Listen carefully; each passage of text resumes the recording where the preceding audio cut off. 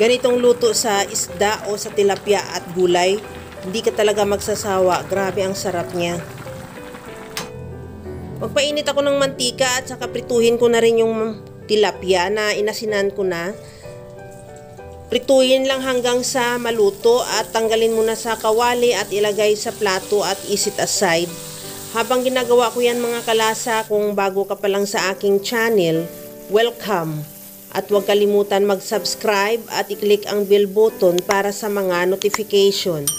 At kung dati ka pa, welcome back at i-follow mo na rin ako sa aking Facebook page Lasang Pilipina.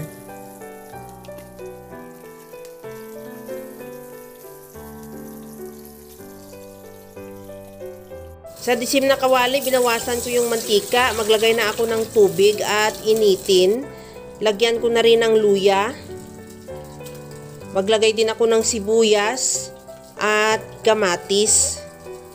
Pakuluin lang natin yan at saka ilagay ko na rin yan dyan yung ibang gulay. Ilagay ko na yung okra, talong, at yung siling green. Takpan muna hanggang sa maluto lang yung gulay. At timplahan ko na rin ng patis.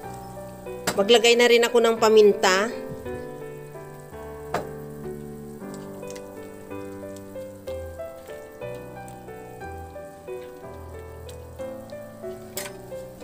Tikman ko muna kung okay na yung sabaw natin.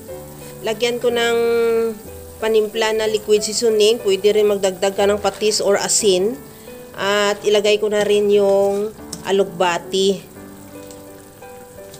Mayroon din ako ditong saluyot. At ihalo lang hanggang sa maluto yung alugbati at saluyot.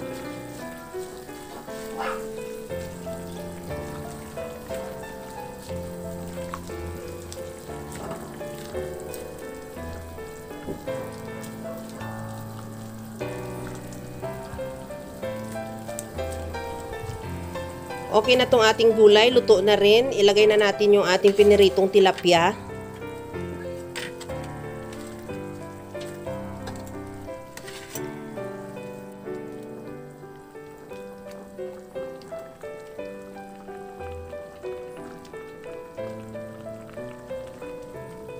Okay na tong ating sinabawang gulay with piniritong tilapia.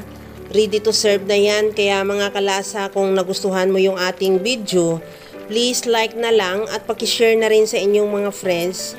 At kung bago ka pa lang sa aking channel, subscribe na at i-click mo na rin ang bell button para sa mga notification. Kaya mga kalasa, alam ko kayang-kaya mo tong gawin dahil sa sobrang simple at napakadali niya lang lutuin. Kagaya lang lagi sa sinasabi ko na wala namang hindi marunong magluto basta sa simpleng paraan lang.